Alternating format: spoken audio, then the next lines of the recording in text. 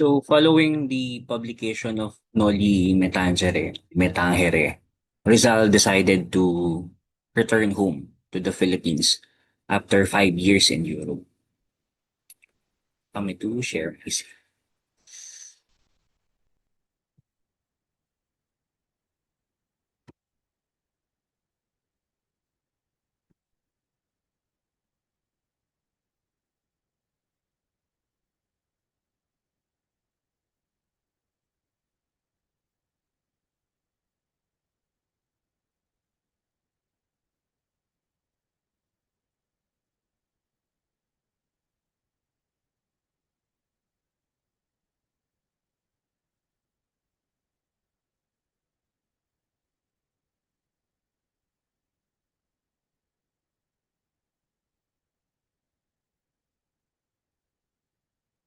Okay. So, Rizal's homecoming.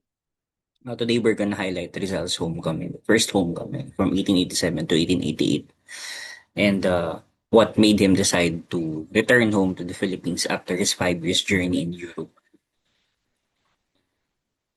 So three things, I guess, you can say. You can categorize it to three reasons for a career, family, love life. So love life, he wanted to figure out himself what happened to his lover, Leona Rivera.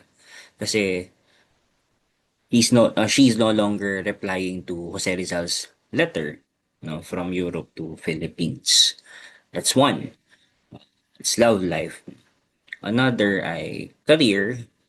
As I mentioned during our previous lecturing discussion, nag-practice si Rizal ng ophthalmology. He specialized in ophthalmology, and isa rin sa kanyang magandang dahilan to do that, aside from the fact that it's a rare field in the time of Rizal, it's the fact that he wanted to treat yung failing eyesight ng kanyang mother na si Doña Lolay or si Doña Teodora Alonso. So that's one of the reason why he decided to go home. So he was warmly welcomed by his family and friends in Calamba, and he conducted medical practice as ophthalmologist and treated his mother's failing eyesight. Okay? Isa rin sa dahilan ni Rizal kung bakit umuwi. Siya, his Kuya Pasiano, wrote to him, reported an incident that took place in Hacienda de Calamba. Diba? Alam naman natin lahat na sila ay tenant dito at pangunahing pinagkakabuhayan ng pamilya ni Rizal yung tinatawag natin na cash crop agriculture, yung commercialized agriculture. Ah, Yun, dun yumaman yung mga tinatawag nating inquilino class no, sa discussion natin before. Nung nagkaroon ng problem against the Dominican friars, as reported by his kuya Pasiano Rizal, ay excessive yung pag-i-impose ng karagdagang renta tsaka buwis na ipinapataw to the point na nagigipit na sila. As you can see, hindi naman palaging masigla or masagana ang kinikita ng isang negosyanteng involved sa konteksto ng panahon rin na yan, no? Negosyanteng involved sa cash crop agriculture or commercialized agriculture. Kasi syempre, unpredictable ang weather. Idagdag pa yung pagdating minsan ng mga peste. So, na hindi palagi nag-yield ng magandang productivity sa output. Tapos idadagdagan mo pa ng mataas na pagpataw ng buwis at saka ng renta, no? Na almost progressively tumataas, nadadagdagan, no? Sa mga consecutive na buwan. To the point na nagigipit na yung pamilya ni Rizal. Now, Rizal wanted to or attempted to try or attempted to settle the matter when he decided to go to the Philippines. So, dinala niya sa korte. He exposed the unjust land practices of the Dominican Hacienda. And he even encouraged yung kanyang fellow tenants in Hacienda de Calamba to demand fair taxation and contracts. No? Kasi minsan wala pang resibo. No? Yung reklamo ng kanyang kuya, Pasiano. No? Yung pag-impose ng matataas na tax at renta no, sa kanilang lupa no, sa Hacienda de Calamba. Of course, what happened is, to cut the long story short, ay the court favored yung mga fraile, Dominican friars, over this agrarian dispute. And this further heightened the tension between his family and Spanish authorities. Tsaka yun, yung pag-agitate, pagkikait ni Rizal doon sa mga tenants, hindi, palampagin nyo, no? So, parang ganun. So, that's what happened. Now, he also wanted to figure out, no, why he decided to go home. What happened to his novel Noli? Ano yung naging pagtanggap ng kanyang unang nobela? As you can see, hindi natuwa yung mga fraile, lalo ang mga Dominicano, Agustinian na friars, no, sa kanyang nobela. They labeled it as heretic and subversive. Actually, hindi lang yung nobela ang nilabelan as heretic and subversive, no? Si Rizal mismo, heretic or herehe, no? Kalaban ng simbahan, subversive, subversibo, kalaban ng isang institutionalized, no, na authority or kapangyarihan, no? Or sige, pamahalaan. So pag sinabi mong subversibo, okay? Now, ironically, the Governor General himself, no, Emilio Terrero, wasn't offended by the novel at all. Pero kung meron mang na-offend, it was the uh, friars, Dominicans and Augustinians. They were angered about it, on how they were depicted in the novel.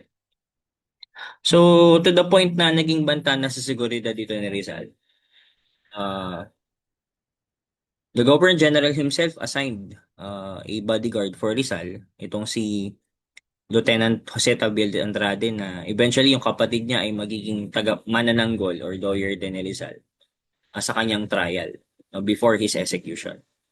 Pero malayo pa yon, syempre. Okay. So, siguro for surveillance na rin, hindi lang for protection. Now, ano ngayon ang naging pasya ng kanyang pamilya, no? Naging banta ito sa kanyang seguridad ng pangyayari. Uh, Hindi siya nagkaroon ng update to what happened to Leonor Rivera, why she's no longer replying to his letters. Another, hindi na-resolve yung problema nila sa Hacienda de Calamba agrarian dispute. And lastly, yan, the friars were injured. No? In fact, even his fellow ilustrados and reformistas in La Solidaridad wrote about it, and defended the novel. And even Rizal, upon the investigation, nilinaw niya na it's not anti-church. No? Uh, he even wrote an article in Defensa del Noli, no, na saying that the novel, the objective of the novel is not to antagonize the church, the whole Catholic Church. So basically, yun yung nangyari. Okay. To protect his family and continue reform, he left the Philippines in February 1888. Kaya short-lived lang yung kanyang first homecoming. Now, pagbabalik niya sa abroad, no? Sabi ng mga historiador, ng mga manunulat, no, ang kanyang second sojourn abroad from 1888 to 1892 was considered and marked as most politically active and intellectually productive years of Jose Rizal. Why? He wrote two books here. No, yung kanyang second book na annotation ni Morgan ng Suceso de las Islas Filipinas ni Antonio de Morga, and yung kanyang ikalawang nobel at pangatlong libro, El Filibusterismo. But aside from that, habang ginagawa niya lahat yon, aktibo rin siya sa pagsulat ng mga political essays at mga tula, no, sa pahayagang Las Solidaridad. Now, in 1888, he stayed in Japan, in Yokohama. What Rizal admired there, no, as ay yung disiplina ng mga Hapon, no, yung kanilang pag-ibig sa bayan, no, at yung landscape sceneries, no, nature, no, in Japan. Well, bukod sa magagandang sceneries and views, nagustuhan din Rizal, syempre, kabaihan doon, diba? He befriended this certain Seiko Usui, or known as Osei-san.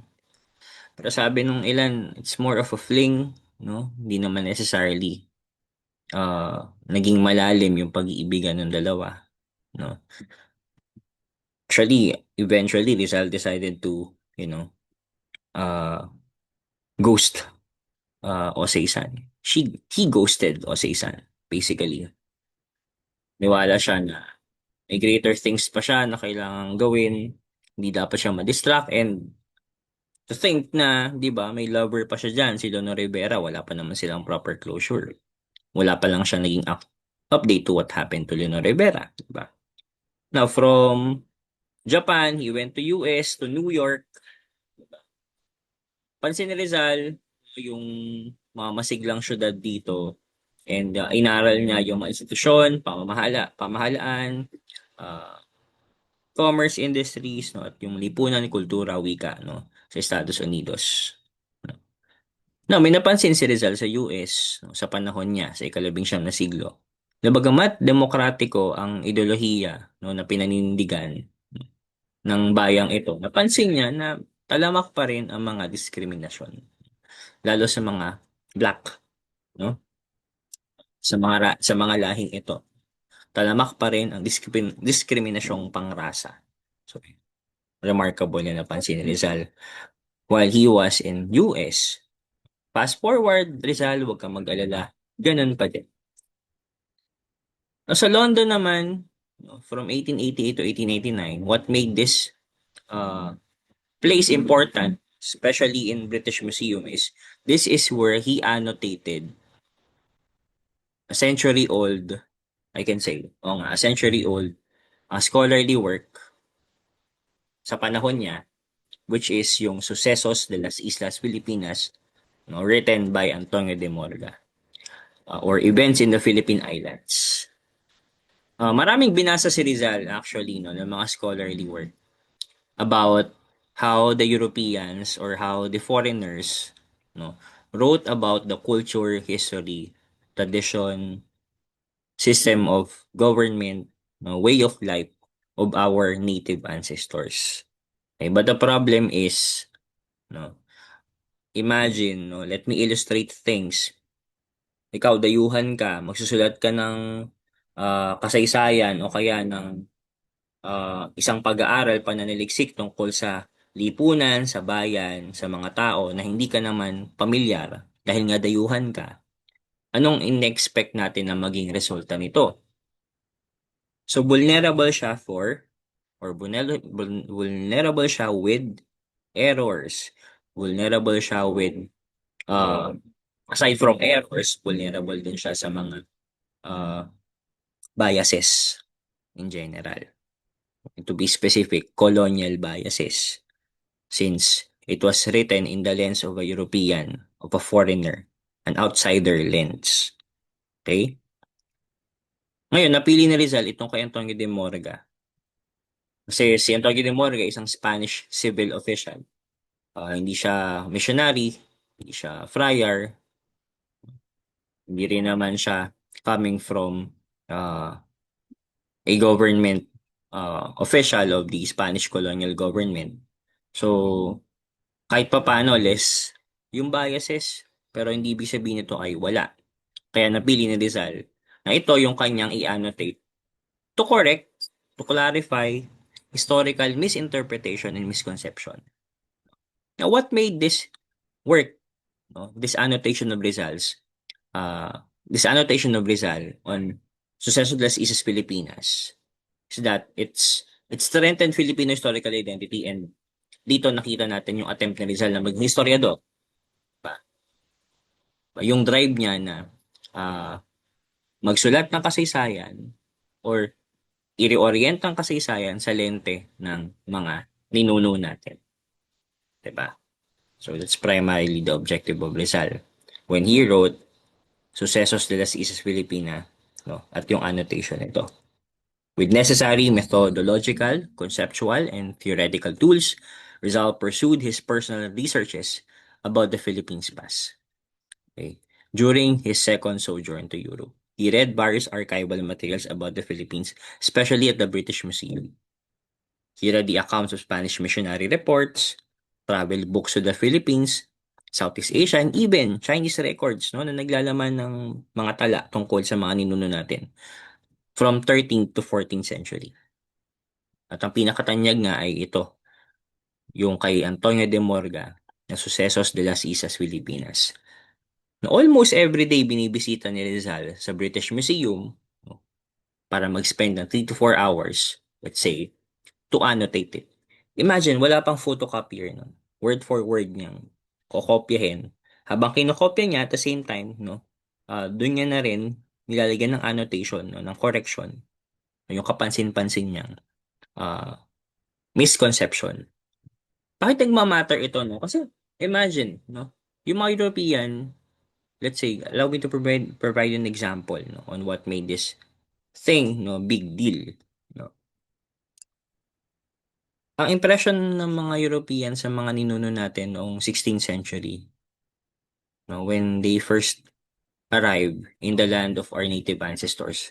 Yung mga kababayan daw natin, example lang to, no, marami pang ibang misconception. Una, ang assumption nila, uncivilized daw yung mga ninuno natin. Walang konsepto ng kabihasnan, no? So, barbaro basically. Kung ang basis mo ay ang pamantayan ng pagiging sibilisado ay yung panukat ng mga European, so barbaro nga ang tatawag nila sa atin, 'di ba? Another thing, no, ang ang impression nila sa mga kababaihan ng mga ninuno natin were sexually aggressive. Why? Kasi gawa nung kasuotan daw. Walang samplot pang itaas, no? Pero kasi hindi nila naisip, 'di ba? Doon mo makikita na ignorante sila sa climate natin. Tsaka sa pamumuhay ng mga ninuno natin eh. Sa panahon na yon, syempre, they don't mind, no? For easy mobility, no? Nagme-make sense na hindi ganun kahaba yung mga garment or kasuotan ng mga pangkaraniwang tao, no? Sa panahon ng sinaunang bayan, sa panahon ng mga ninuno natin. 'Di ba? I mean, practically, ganun yun. Tsaka yung weather nga kasi natin, 'di ba? Mainit ang climate sa Philippines. So, hindi nagme-make sense na balot yung kasuotan kay babae, kay lalaki, no? Sa panahon ng mga ninuno natin. 'Di ba? Tsaka ang clothing din kasi sa panahon ng mga ninuno natin ay ano rin siya eh, parang status symbol din siya. 'Di ba? Pero ornamented sila kay pangkaraniwang tao, no? Kay nabibilang sa mga Ginoo class, no? Decorated sila with tattoos, decorated sila with golden ornaments. So yun yung maling misconception. Yun yung misconception nila sa mga kababayan natin. Siyempre, sa Europe, yung mga babae doon, balot na balot, no? Malamig yung weather nila eh. No? Tsaka, di ba? Imagine, nagkaroon kagad sila ng ganong assumption. Example lang yun. And yun nga, barbaro daw yung mga ninuno natin. Batay sa barometro nila. Di ba? Kaya sabi ni Rizal, no? Hindi uncivilized ang mga ninuno namin. No? In fact, bago dumating ang mga Kastila, may sarili kaming sistema ng pagsasalita, ng wika, ng pagsulat, complex and diverse system of writing. No? Colorful, vibrant, and diverse culture, tradition, system of government, economy, trading system, even arts, literature. Nung dumating kayong mga kolonisador, unti-unti yung inalis sa amin yon, yung pagkakakilanlan namin yon. Diba? Yung konsepto nga ng pagka-Pilipino, hindi, produkto yun ng kolonyalismo. Ipinangalan tayo sa hari ng Espanya, King Philip, ba? Philippines. Hindi naman yan ang pangalan ng mga lupain sa panahon ng mga ninuno natin. Wala nga konsepto ng Pilipinas noon. It was the colonizers who made the centralized, di ba? Noon, pag Cebu, Sugbu, di ba? Kingdom of Sugbu, di ba? Bukod pa yung Matan or Mactan, di ba? Sa Luzon, Luzong, o kaya ah, Maynila, Maynila siya. Bukod siya, ah, Tondo, Kingdom of Tondo, di ba? Pero wala pa nung konsepto ng Pilipinas. It was the colonizers who made a centralized for them for them to easy pacify itong ah, mga ninuno natin. Okay. Kaya inintroduce nila yung deduction kung tawagin, yung Yung Casa Plaza Real Complex, no, kung tawagin. 'Di ba? So, yun. Sabi ni Rizal, clarify niya, no, prior to the arrival of Spaniards, we already have an established tradition. We already have an established complex and diverse civilization. Okay, so yan. Kaya mahalaga tong pangalawang libro na to na Rizal. Ayan. Think di natin ito kailangan sagutan. Nasagot na natin sa discussion. Okay.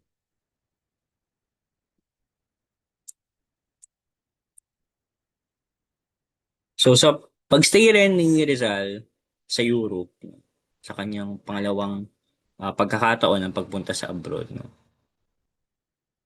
Isa rin sa mga mahalagang dahilan kung bakit tinawag ng mga historiador yung kanyang muling pagbabalik sa Europa as one of the remarkable and politically active sa buhay ni Rizal is he wrote numerous uh, political essays and literary articles in La Solidaridad. He became one of the leading contributor here. And in fact, isa rin sa mga patnugot or editor.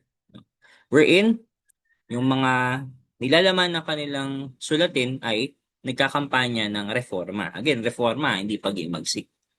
Okay? Iba pa yon. Ano bang specific na reforma ang hinihiling nila? Una, representation in Spanish Cortes or yung tamang represent pagrepresenta sa kanila sa mga Spanish courts.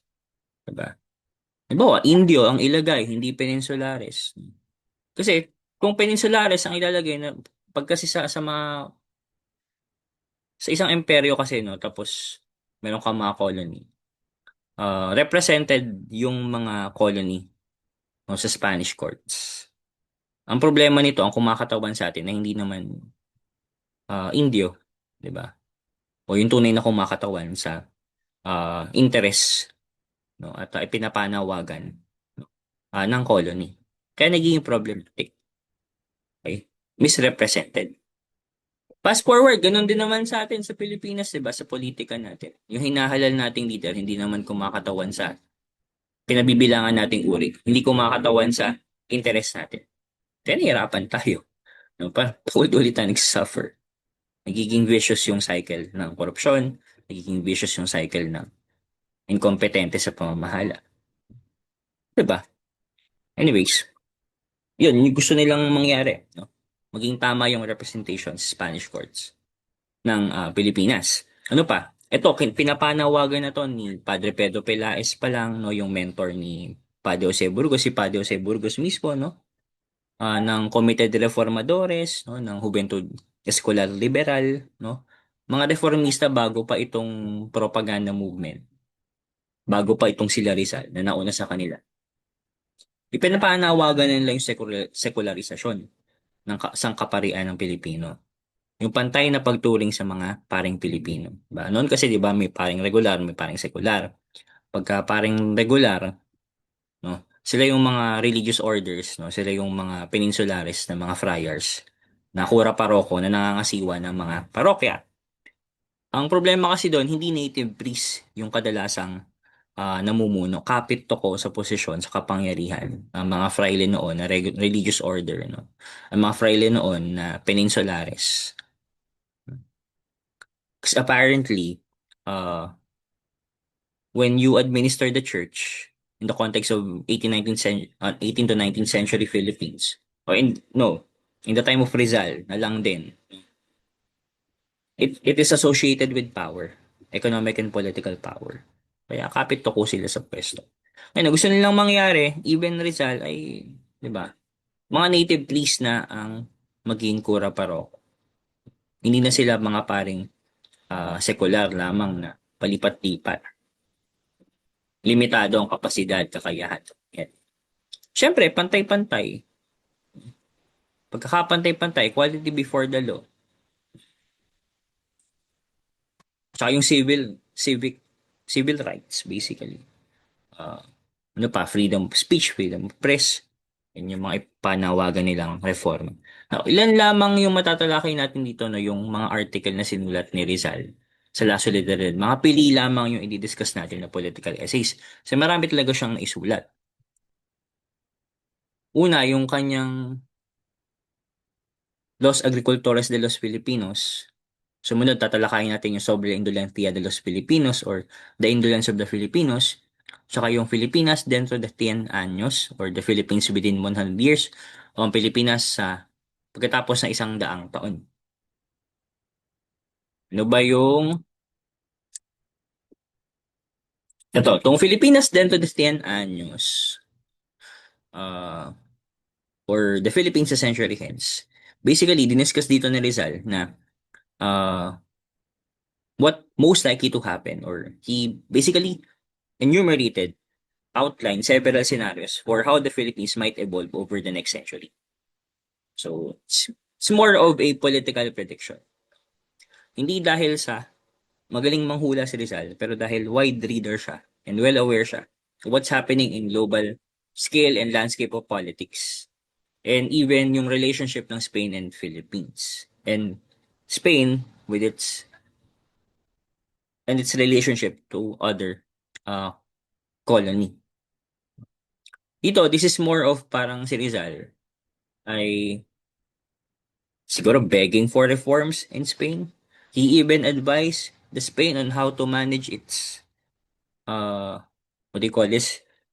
On how to manage its colonies, 'di ba? Nagbigay pa siya ng suggestion ng panukala kung paano dapat pangasiwaan ng Espanya ang mga kolonya niya. And hindi niya sinreten no ang Spain. Sa halip nagbigay siya ng babala, no.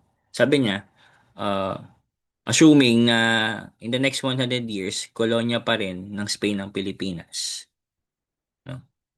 At hindi nakinig ang Spain sa panawagan nitong reforma.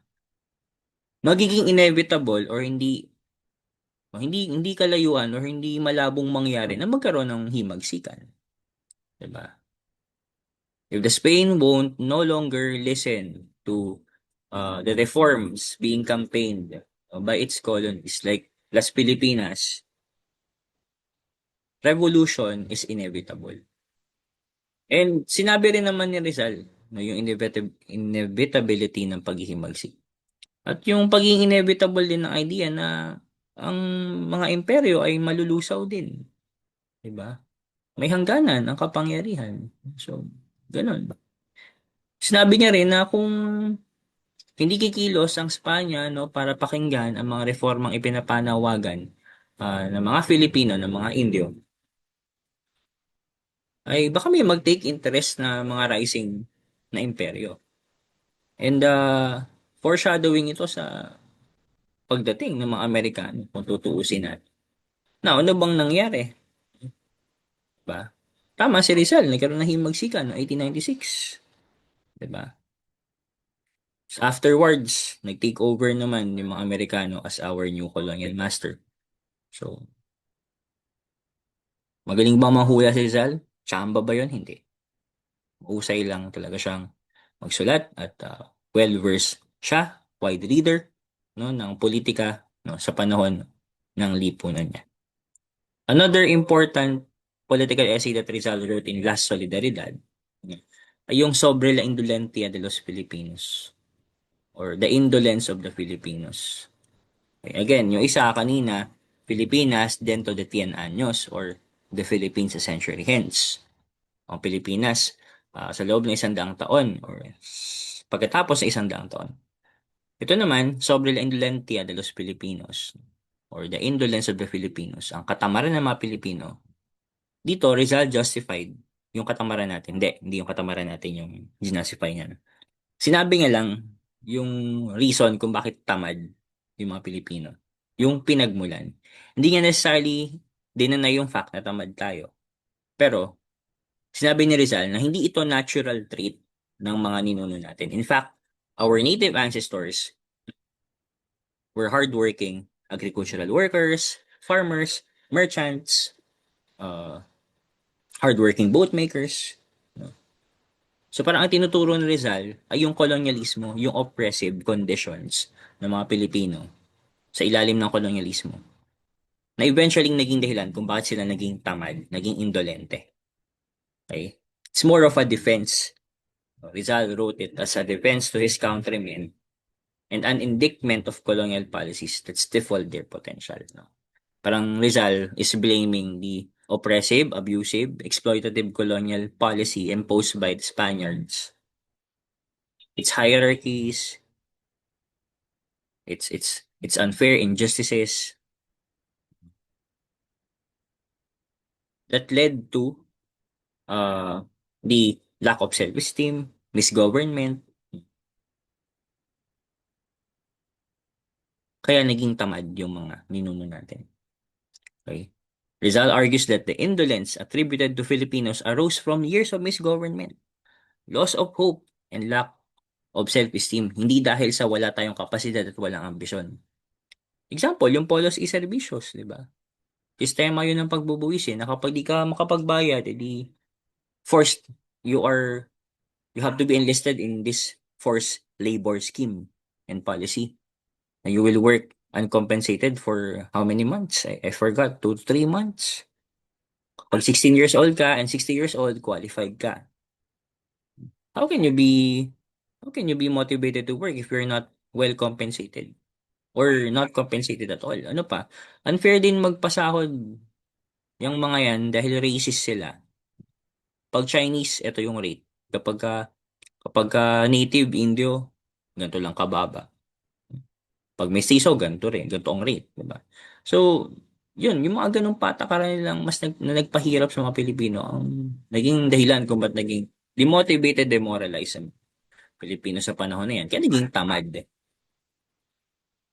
So he made a series of well-researched observations wherein he asserts that freeing the Filipino people from their colonial constraints could remedy the situation and enable them to reclaim productivity and dignity. Diba? So, ngayon, kung tamad kayo ngayon sa panahon natin, di nakasalanan yun ng kolonyalismo siguro, no?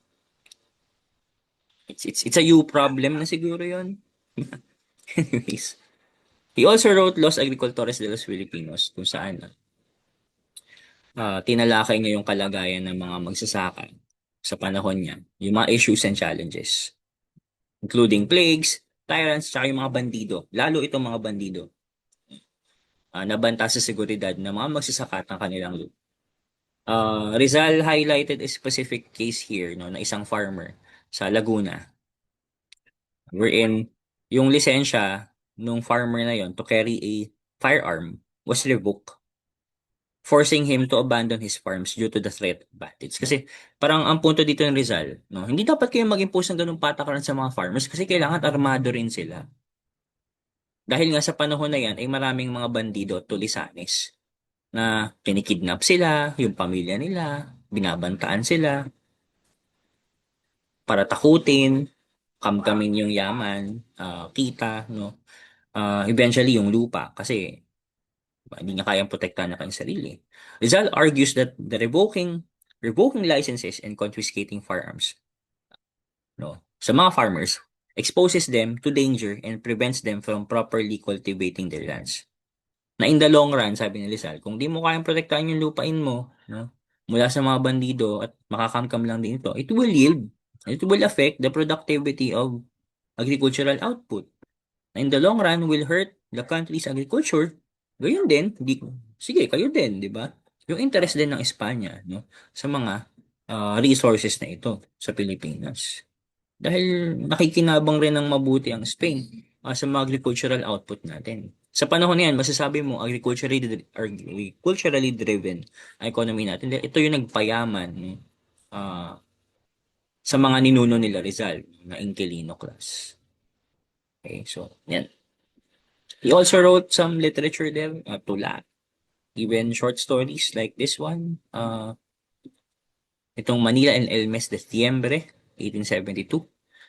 Tungkol siya sa aftermath ng pagbitay sa tatlong paring batil bilang resulta ng Cavite Mutiny or Motin de Cavite of 1872. Wherein Rizal's depiction of events and characters provides insight into the prevailing social and political climate of the time. So, diba? Ngayon naman, talakayin natin si Rizal sa Paris sa kanyang pangalawang beses na mag-abroad at pumunta sa Paris. Sa panahon na yan ay merong isang international exposition or merong isang tinatawag natin na parang convention na pandaigdigan. Ah, Ito yung tinatawag nating Universal Paris Exposition of 1889. What made this event important, no, in a global scale? Inauguration siya ng famous na Eiffel Tower. Okay. That was designed by Gustave Eiffel. Commemoration din siya ng French Revolution. Yun rin yung dahilan. Kaya ginanap yan. So, it's a world convention na kung saan nandyan lahat ng mga artists, scientists, researchers, lahat na experts sa iba't ibang field. Medisina man yan, pag-aaral ng lipunan. No? So, nandyan lahat ng mga intellectuals na binabasa ni Rizal, basically. At yung kanyang fellow illustrados. Now, hindi siya official delegate sa exposition.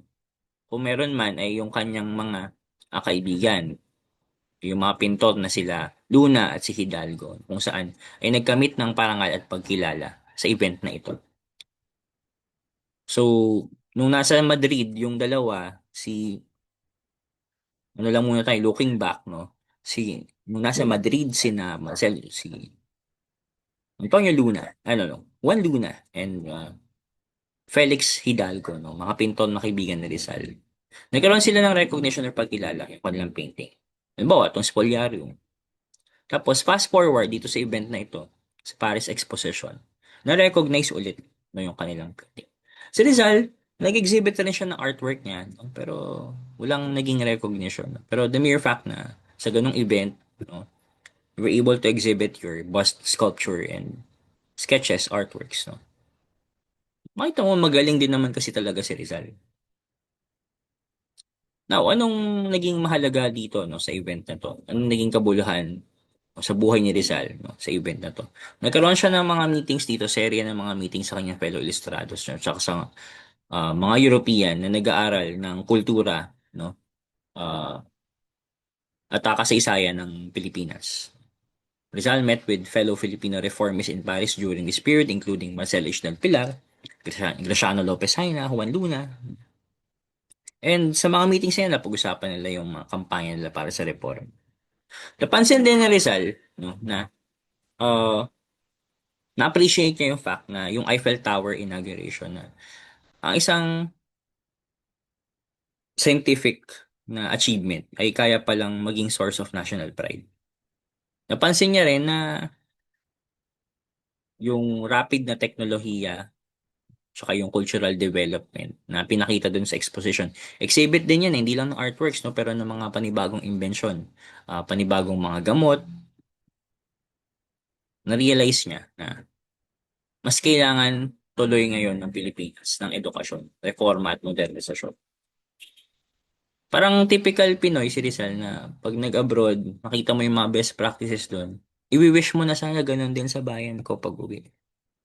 Sana naisip din nila yon or sana may kapasidad ang bayan para maging ganun kamodernisado. Hindi mo may iwasan kay Rizal na hindi ngayon isipin. Okay? Now, nabanggit ko kanina na iba't ibang imperyo bansa sa Europa ay may mga exhibits yan. At included rin sa exhibits yung mga colony nila. Sa Spain, no, yung exhibit nila dun sa Paris Exposition, no, showcased uh, yung mga colonies nito. Kasama ng Pilipinas. In fact, may mga in-exhibit doon para bang mga objects sila na mga katutubo, Aita, Negrito. So, siguro dalawa yung naging reaction ni Rizal doon, halo-halo. Una, they were ashamed, perhaps. Another, mas strong yung na-insulto sila on how uh, the Spain and its colonies were portrayed on how Spain's colonies were portrayed in other European countries, no? And how they portrayed their colony in this exhibition, this European exhibition. Mas napalalim yung pagtingin ni Rizal, mas napamulat sa kanya yung realization na marami pa ring stereotype na kolonyal sa panahon niya. At kahit gaano ka-progresibo ang mga bansang ito o mga bayang ito, talamak pa rin ang racial hierarchy. Hence, mas naging fuel niya para magsulat pa to defend Filipino dignity in his writings. Yan. Now, sa meeting na yan, nagplano si Rizal. Napaka persistent ito ng Rizal, di ba? Di ba gusto niya nga magsulat ng volumes ng history books, no? Pero hindi yun nag-materialize. Nagsulat na lang siya ng nobela na ire-reflect pa rin yung lipunan ng panahon niya sa Las Pilipinas sa ika-19 na siglo. No, inattempt niyang muli, no, na magbuo ng samahan this time. Actually, maraming grupong binuo si Rizal dito. Kidlat Club, yung i-discuss natin before nung prelim. Uh, Indios Bravos. He also attempted to organize this International Association of Filipinologists with the major purpose of studying the Philippines from the scientific and historical point of view. At narito yung mga hinalal no, na opisyalis ng organisasyon. Sinasabi, itong International Association of Filipinologists, uh, syempre, president yung best friend niya and mentor na si Ferdinand Blumentritt. Vice President naman, isang French writer na si Edmond Plauchut na present at nasa Maynila, rather, nung nangyari yung Motín de Cavite or Cavite Mutiny. Dalawang doktor bilang counselor, isang Anglo-German, isang Pilipino, syempre si Rizal bilang sekretary. Okay. Yan. Now, hindi nag-materialize yung uh, organization kasi they were uh, prevailed upon the government's uh, regulation discouraging holding of conferences of private organization during the duration of exposition. Pero kasi kahit naman tapos yung exposition, hindi na nagpatuloy ito. Consequently, the project fizzled out. Ganun din yung attempt nila na magtayo sana no, ng Filipino College in Hong Kong, which could have gained an initial capital of 40,000 pesos mula dun sa mga mayayamang residente na Pilipino sa Paris. Wala, hindi natuloy. So, daming frustration sa Rizal na hindi natuloy na.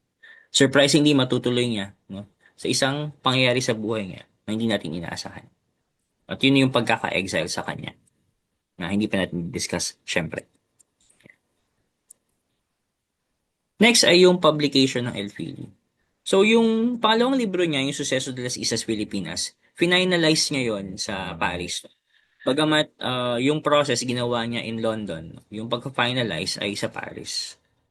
Kumita siya doon ng enough na amount ng pera. And yung percentage no, ng kinita niya ay inilagak niya rin no, para sa pangatlo niyang libro at pangalawa niyang nobela, ang El Filibusterismo. That was published in Ghent, Belgium. Ghent City yan in Belgium. Bakit doon? No? Paiba-iba ng lugar si Rizal. Kasi mas mura. Now, it's a sequel to Noli Me Tangere. It is said to be darker and more revolutionary in tone. Actually, looking back, mas gusto ko talaga ang El Fili over Noli. Pero Rizal himself, kung tatanungin niyo siya, mas gusto niya ang Noli. Kasi mas pinaglaanan niya ng panahon ng pagsulat. Unlike El unlike El Fili, no, na hindi lang siya darker, trigger warning dahil sa content niya na may suicide, abuse, sexual, physical abuse, pananakit, no, paghiganti, at outright yung political banters dito ni Rizal. What made it darker also is the context. Ano na nangyayari kay Rizal nung sinusulat niya to? Una, gipit na siya, buo na siya sa utang. Idagdag pa yung krisis ng kanyang pamilya sa Kalamba. Yung bahay nila sa Kalamba, sinunog. Uh, yung mga kapatid niya, nagkawatak-watak na. No? Um, yung ibang brother-in-law niya, yung kanyang mga bayaw, no? Pinatapon sa iba't ibang lugar. Iba nakakulong. Diba?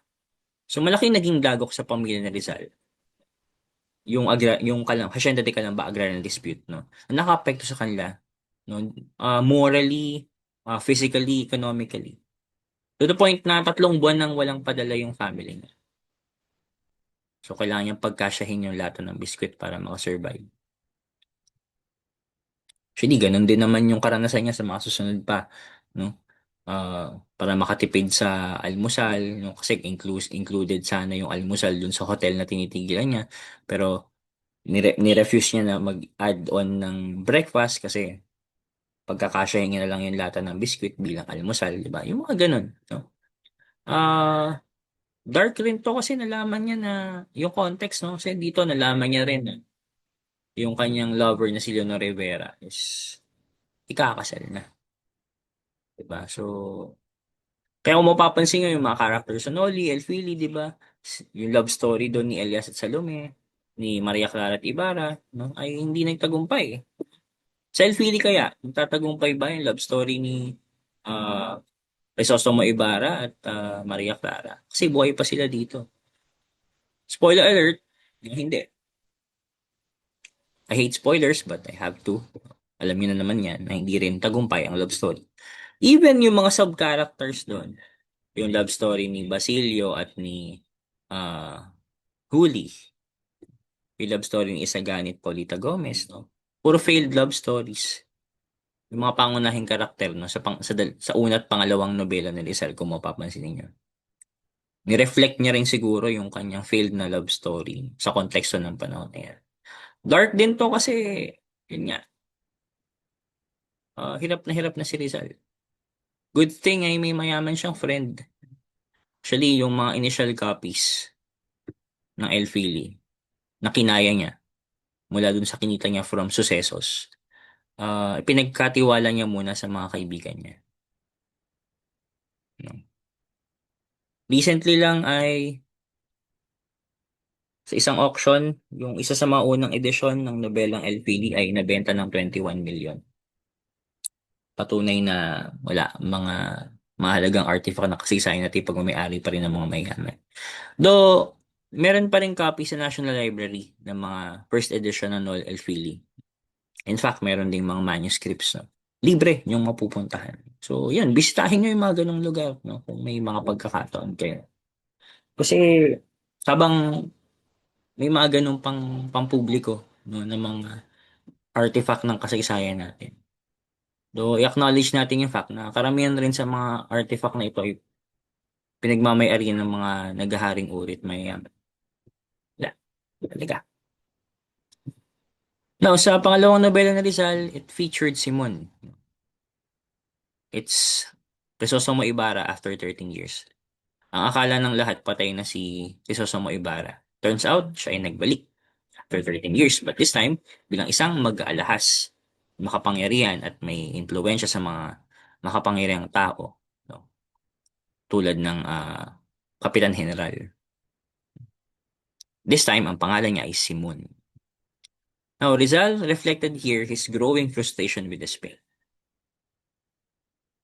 Mas galit, mas dark, mas melancholic ang Elfili compared to Noli. Bakit mas gusto ko ang Elfili? Easy read, 39 chapters. Noli, 64 chapters, 63. Diba?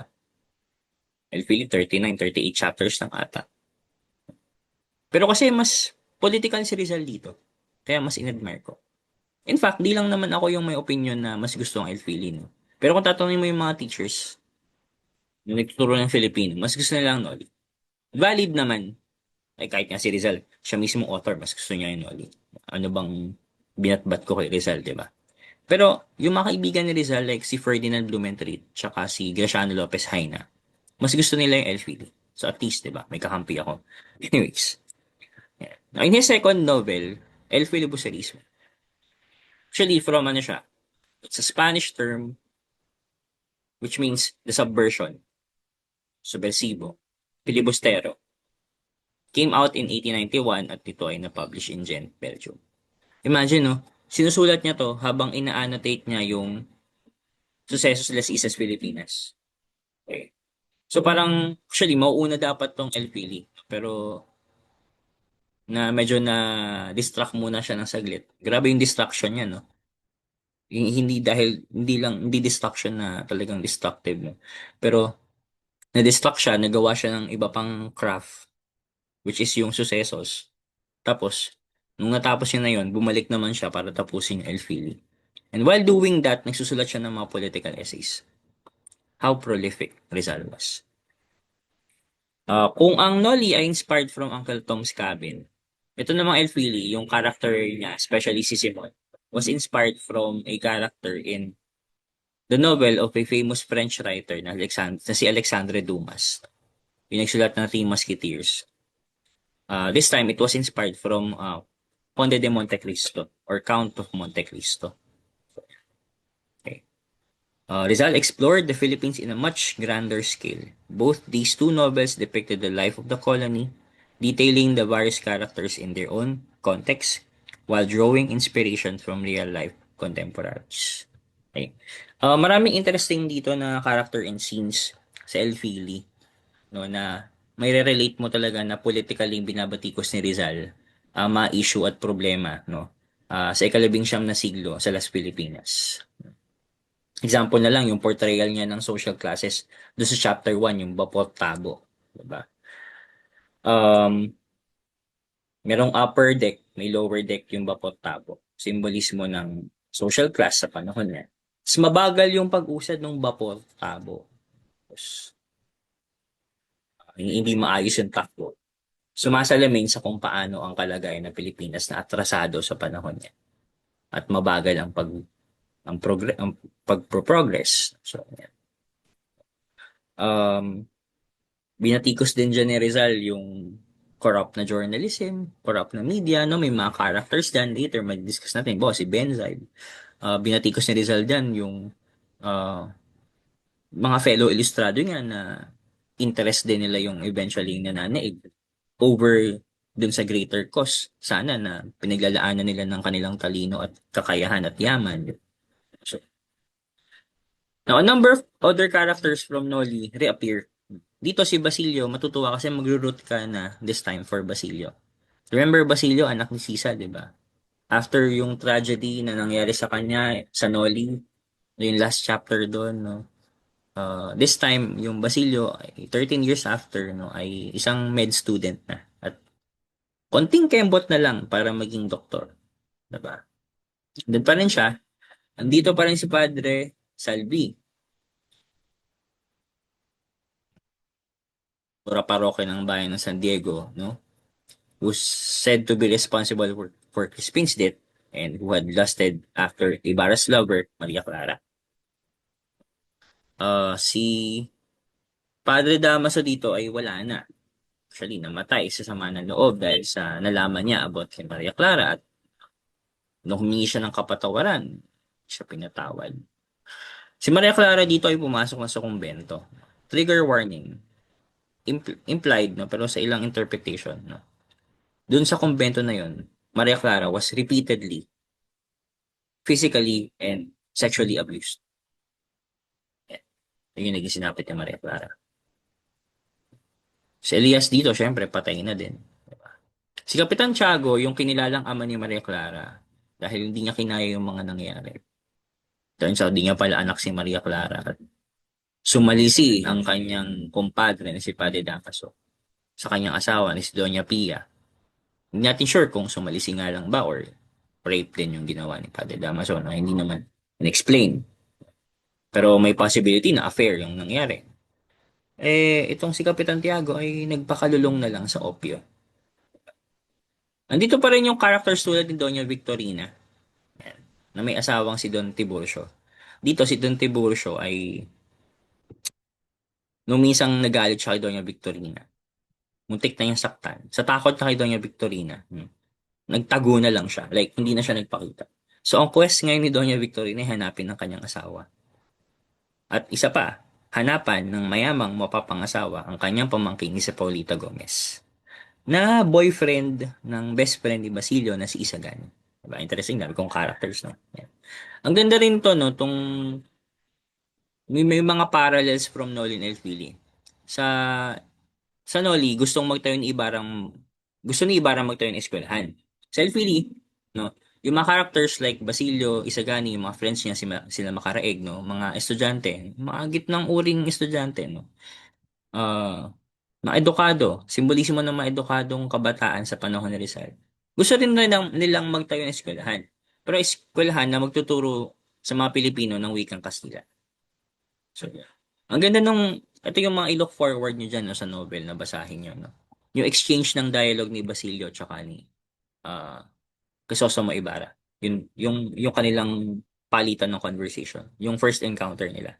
Nung natuklasan ni Basilio na turns out, yung si Simon pala na kinatatakutan no, at makapangyarihan ay ang akala ng lahat na namatay ng si Crisostomo Ibarra. Ganda nung conversation. Yun yung mga ilo-look forward. Syempre yung conversation sa huli, no, yung ending ni Padre Florentino tiyuhin ni Isagani na best friend ni Basilio. Ang ganda. Maganda yung nobela sa totoo lang. Syempre, hindi ko ano.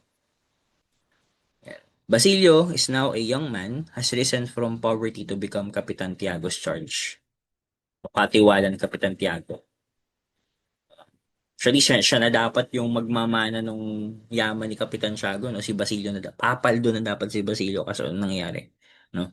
Nag-forge ng mga document yung mga priest para hindi mapunta kay Basilio yung yaman ni Kapitan Tiago. Dito si Basilio close to acquiring na yung kanyang medical degree. Si Basilio meron siyang jowa, si Julie, si Huli. Anak ng nagngangalang Kabesang Tales, a prosperous farmer whose land is taken away from him by the friars. Now, eto no, gusto ko tong i-highlight tong story ni Kabesang Tales kasi may yung itong kabanatang ito mismo ay dinedicate niya. As in, may nilagay siya mga pangalan after nung end nung chapter dun sa kanyang mga brothers-in-law at sa mga tenant, nationality ka lang ba, who were displaced from their lands. So, dinededicate niya yung kwento ni Cabezang Talis. Ano bang kwento nito ni Cabezang Talis? Cabezang Talis is isang typical na uh, yung family man.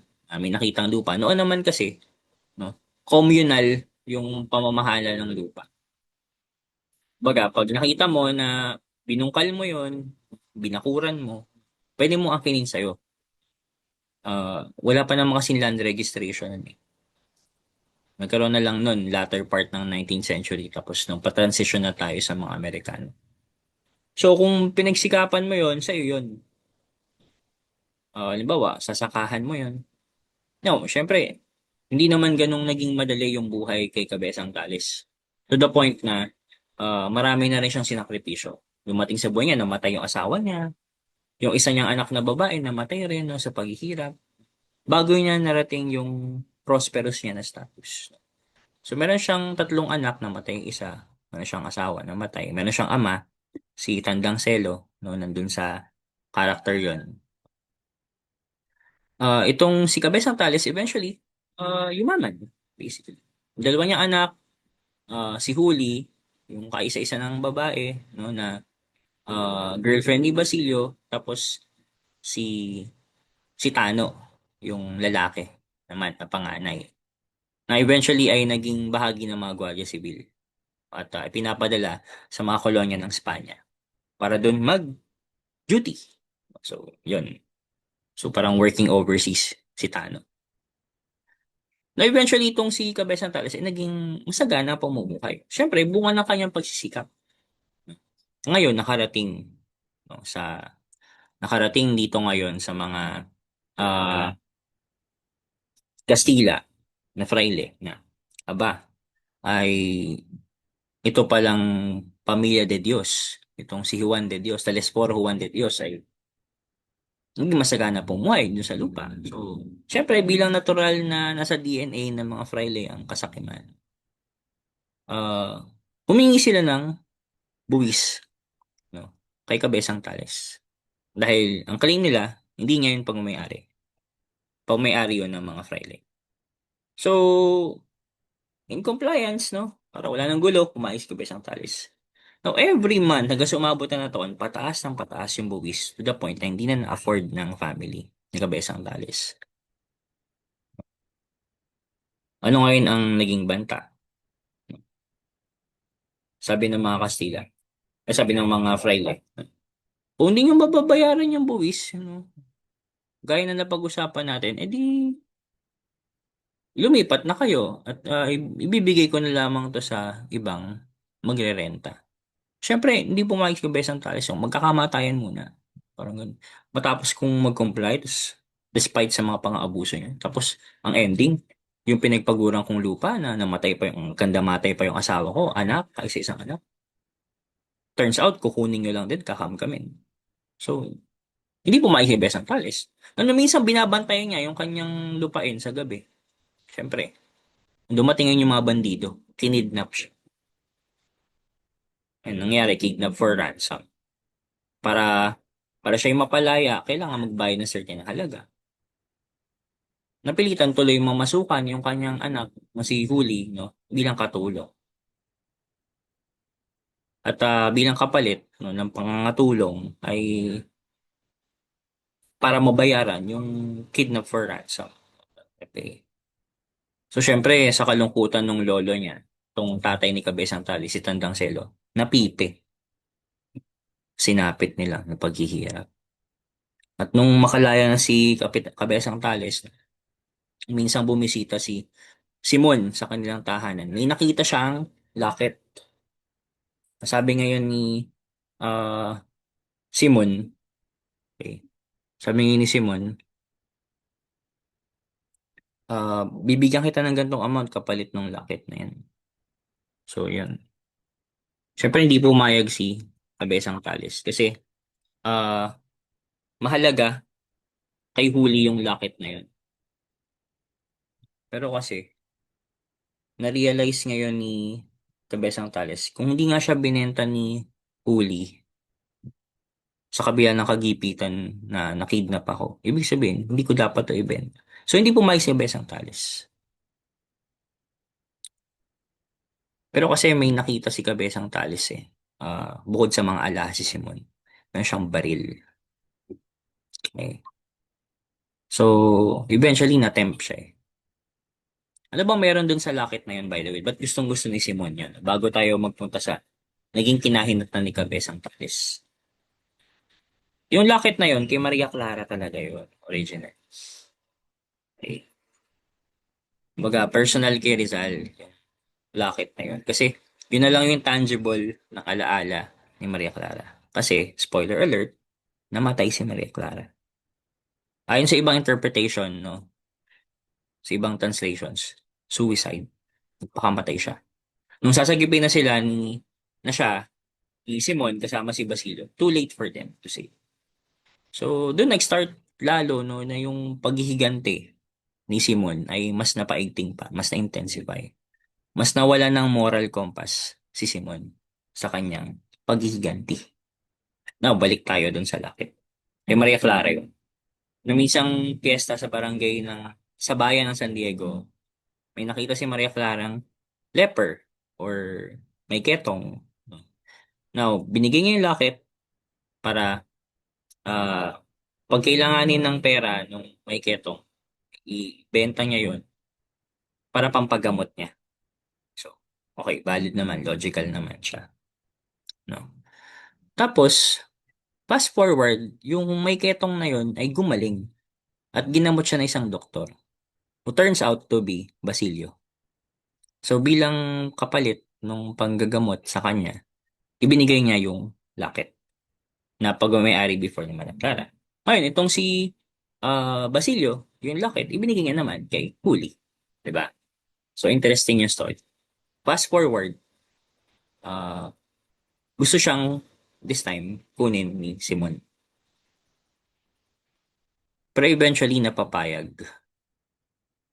Ah, eventually ay napapayag itong si uh, Kabesang Tales kasi desperado na siya. Wala na silang lupain. Yung anak niya na nangatulong na napipi ng tuluyan yung kanyang ah, ama. So what he did was kinuha niya yung baril ni Simon. Sumulat siya ng isang liham, humingi siya ng tawad at iniwan niya yung locket. At sumama si Kabesang Tales sa mga tulisanes at bandido. Kaya tinawag na siyang matanglawin. So, anong interesting kay Cabezang Talis? He personified a typical Filipino who is content with living a simple life. He also symbolizes the natives and farmers whose lands were seized by the friars an explanation as to why Filipinos became rebels. Diba? Yan, si Benzaib, yung journalist na corrupt, no? Pinakita dyan yung corrupted media. May characters pa dito like Senyor Pasta, an old Filipino lawyer who refuses to help the Filipino students. Kasi dito nakulong sila Basilio, alam niyo ba yun? Tsaka yung kanyang mga kaibigan. Sa plano nila ng pagtatayo ng eskwelahan, no? Nilabelan sila ng mga ah, pilibustero, kalaban ng Estado. Si Basilio nakulong. Hindi kinaya ni Huli yung pangyayari kasi hindi niya ma-imagine na yung kanyang minamahal, no? Plus yung kanyang pagdurusa rin, kalagayan ng kanyang ama, ng kanyang lolo, no? Tapos malalaman niya pa nakakulong yung boyfriend niya na malapit na sana maging doktor. So out of depression, hindi niya kinaya yung lahat. Trigger warning, nag-suicide din si Huli. Plus, yun pa, may nag-i-interest nun kay Huli. Isang pari din, 'di ba? So weird, no? Parang constantly merong Padre Salvi. Both in Noli and Elfili. Well, buhay pa si Padre Salvi dito sa Elfili, di ba? Senyor Pasa naman dito, he represents the part of society that's only generous, sympathetic to the rich and powerful. Yan. Yung symbolism ni Juliana de Dios or ni Huli, halos kapares lang din kay Maria Clara sa totoo lang. Itong si Paulita Gomez naman ay yung girlfriend ni Isagani na eventually, napamakin daw niya Victorina, eventually ay nagpakasal sa isang Juanito Pelaez na mas mayaman. So, hindi rin naging masaya ang love story ni Paulita Gomez siya Isagani. Si Isagani kasi simple lang yung gusto niya eh. Simple yung pamumuhay lang eh. Ambitious itong si Paulita Gomez. Pero sa context ng panahon natin ngayon, parang wala nang problema kung ambitious ang babae. Hindi mo rin masisisi eh. Na mag-set sila ng mataas na standard. To choose stability. Si mo naman ay simbolismo siya ng elitistang revolusyonaryo sa panahon na yan. It's more of a warning. Ano bang grand plan ni Simon? Magkakaroon ng wedding si Polito Gomez at si Juanito Pelaez. So, invited syempre si Simon kasi mahalaga siya eh. I mean, VIP siya. In fact, kasi malapit siya sa mga matataas ang katungkulan. So, ang grand plan niya, patayin lahat ng nandun sa kasal. Kasi nandun yung mga mahalagang opisyalis ng simbahan, gobyerno. Ang problema, madadamay yung mga inosenteng tao. Okay? Doon makita kung gaano ka-desperado na si Simon nga. Wala na siyang pakialam. Kung gaano siya ka-anarchist. Alam niyo yung The Purge, parang ganun, yung ganung anarchy, no? Na regardless, madamay yung mga inosente, no? O mahalaga, mamamatay yung mga ah, fraile na yan, yung mga opisyalis na yan ng pamahalaan. So, nagregalo siya ng lampara. Turns out, yung lampara ay merong pampasabog at merong maliit na note na nagka-hint yung mga tao na ang Simon na kinikilala nila turns out to be Crisostomo Ibarra na buhay pa. So, yun. Now, nagtagumpay ba yung grand plan ni Simon na pasabugin yon lahat ng mga tao doon sa kasal ni Polita Gomez? Hindi. Bakit? Nagmedal yung best friend ni Basilio, si Isagani. Kinuha niya yung lampara, itinapon niya somewhere. Okay? Kasi hindi niya matake na yung kanyang minamahal na si Paulita Gomez ay mamamatay, masasawi dun sa plano ni Simon na makasarili. No? At paano niya yun nalaman? Well, best friend niya si Basilio. Si Basilio ang nakakaalam lang nito. Tsaka si Simon dun sa plano niya. Na tinututulan din ni Simon. Ni Basilio. Kahit anong kumbinsi yung gawin niya, hindi niya nakumbinsi. So, tinapon sa ilog yung lampara. Ilog, no, kung anong body of water yun, pero tinapon. So, nag-fail si Simon.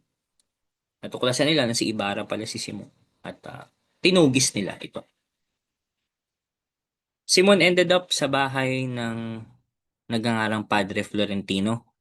Ito yung tsuhin ni Isagani. At doon nagkumpisal siya, sinabi niyang lahat, naging karanasan niya. Ang ganda rin ng conversation nitong dalawa. In fairness. Ang daming moral and ethical dilemma. Ang daming moral dilemma no, sa conversations. No, pagbabasa mo, papaisip ka rin. So, interesting yung naging conversation nila. Ang ending, si Simon, nilason niya ang kanyang sarili. At yung mga alahas niya at nasa isang chest ay itinapon ni Padre Florentino sa dagat. So, yun yung ending ng nobela. So, yan.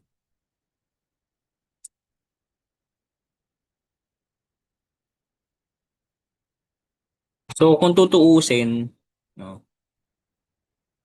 yung karakter ni Simon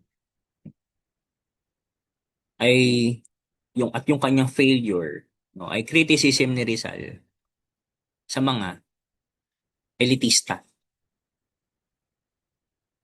na mangunguna sa paghimagsik.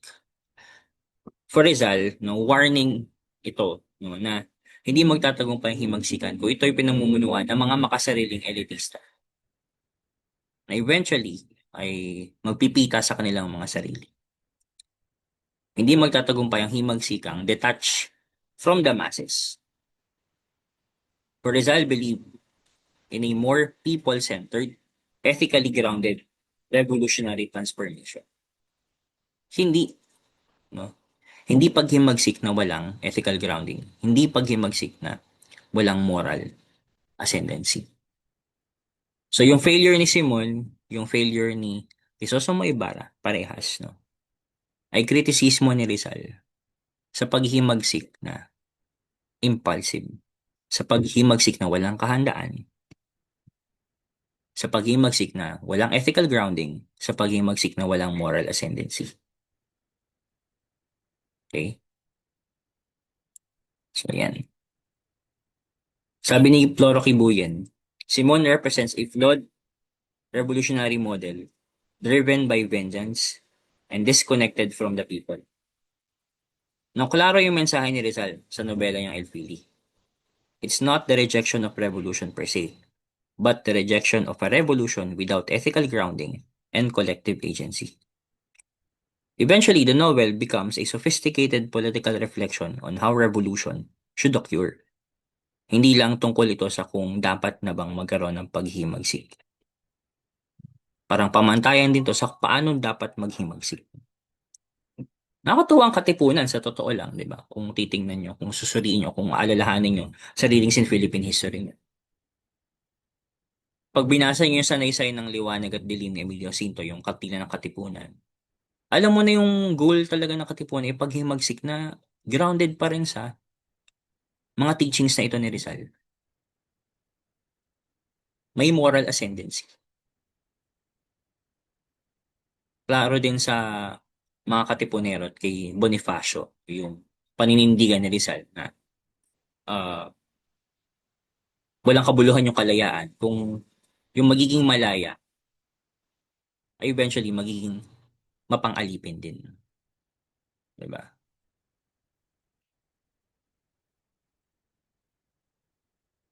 So that ends our discussion so far for today. So yun na lang muna. Again, mahirap kasing talakayin lang ng saglitan itong El Filibusterismo. Mas interesting kung babasahin nyo at mas interactive siya kung gagawin natin siya in person. Hindi yung idudulot ko sa inyo yung pagsusuri. Kasi ang dami ko pang na-left out sa totoo lang ng mga mahalagang pangyayari sa nobela. Napaka-iksi lang nito na synthesis. At hindi pa ito yung pinakang punto ng nobela. Marami pa siyang layer at issues na tinalakay.